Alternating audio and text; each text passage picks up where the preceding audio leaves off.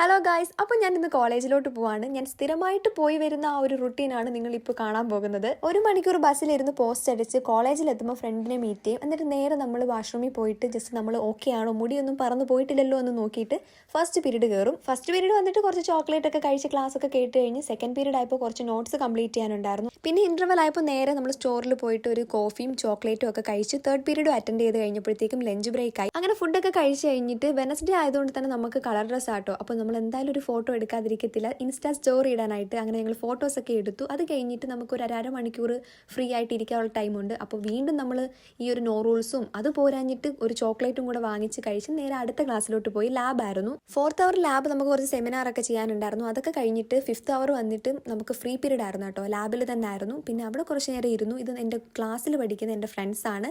നമ്മുടെ ക്ലാസ്സിൽ ആകെ 3 ബോയ്സേ ഉള്ളൂ ഗൈസ്, ബാക്കി ഫുള്ള് ഗേൾസ് ആണ്. അപ്പോൾ ഇതാണ് സ്ഥിരമായി ഞാൻ കോളേജിൽ പോയി വരുന്ന എൻ്റെ ഒരു റുട്ടീൻ എന്ന് പറയാനായിട്ട്.